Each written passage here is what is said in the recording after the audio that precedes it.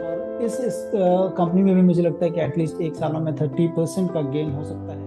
तो ये दो कंपनियां मुझे लगता है कि जहां पर कि एक पोटेंशियल कैंडिडेट होगा at the current market scenario, तो ये दो कंपनियां मुझे पसंद है। सालों से भारत जो सपना देखता आया था उसकी शुरुआत हो चुकी है। भारत अब तेजी से रक्षा के क्षेत्र में आत्मनिर्भर बन रहा है। हथियारों के मामले में दुनिया का तीसरा सबसे बड़ा इंपोर्टर अब हथियार एक्सपोर्ट करना शुरू कर चुका है।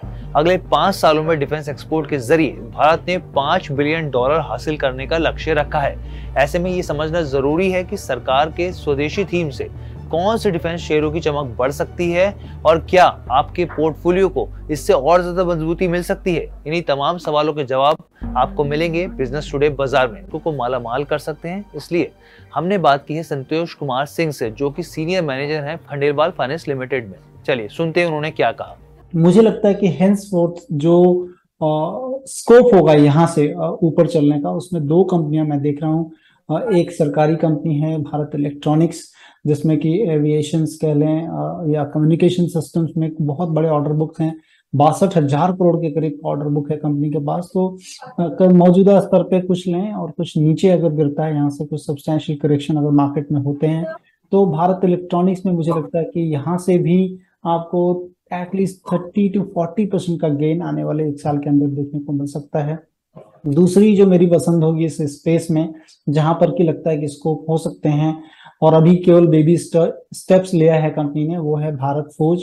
क्योंकि ये कंपनी ऑलरेडी जो है प्ले आउट करती है सीवी सेगमेंट में, जो कमर्शियल व्हीकल्स है, इंडस्ट्रियल सेगमेंट में, और तीसरा जो इनका आर्म है तो वो प्राइवेट व्हीकल सेगमेंट्स में। लेकिन अब जो उन्होंने फुरे किया है, काफी दिनों से जद्दोजहद चल रही है और अब आने फाइनल स्टेज है। कंपनी अभी तकरीबन 500 करोड़ रुपया रेवेन्यू आता है इनका डिफेंस से, लेकिन आने वाले टाइम पे 2 से 3 सालों में मोर देन 3 टाइम्स इनके रेवेन्यू की बात कंपनी के मैनेजमेंट कर रही है। तो यहाँ पर कुछ स्पेस में भी मुझे लगता है कि एटलीस्ट एक सालों में 30% का गेन हो सकता है। तो ये दो कंपनियां मुझे लगता है कि जहां पर कि एक पोटेंशियल कैंडिडेट होगा at the current market scenario, तो ये दो कंपनियां मुझे पसंद है।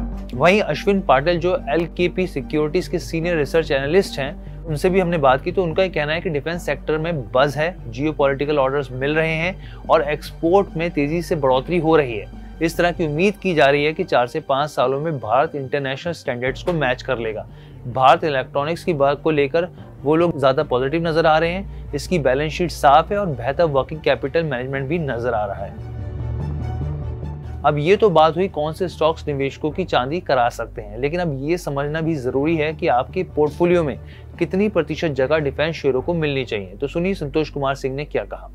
देखिए, चूंकि सरकार की जो कह लें कि योजनाएं हैं, प्लानिंग्स हैं, उसमें तो बहुत बड़ा प्रोक्योरमेंट जो है इंडिजिनस होने वाला है। इसका मतलब है कि कंपनियां लाभान्वित होंगी।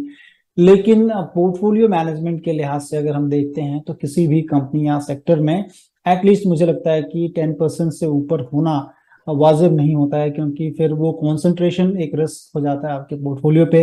तो उसको अवॉइड करने के लिए मुझे लगता है कि लेस देन 10% पूरे पोर्टफोलियो में आपको डिफेंस स्टॉक्स में देने चाहिए। और पर्टिकुलर किसी भी स्टॉक्स में मुझे नहीं लगता कि आपको 7 to 8% से ज्यादा किसी पर्टिकुलर सिंगल स्टॉक में आपने पोर्टफोलियो को रखना चाहिए, क्योंकि कंसंट्रेशन रिस्क अगेन जो कि पोर्टफोलियो मैनेजमेंट के लिहाज से जो है ठीक नहीं होता है। तो 10% के नीचे ही रखें तो ज्यादा प्रूडेंट स्ट्रैटेजी होगी। तो जो अब आपको हम लोगों ने बताया, तो उस हिसाब से आपके सामने पिक्चर एकदम क्लियर हो चुकी है। डिफेंस सेक्टर से जुड़े कौन से शेयर्स आउट परफॉर्म कर सकते हैं, और आपके मन में और भी इसी तरह के अगर कोई सवाल है स्पेसिफिक मुद्दे पर, अगर आप वीडियो देखना चाहते हैं तो आप हमें ज़रूर कमेंट कीजिए।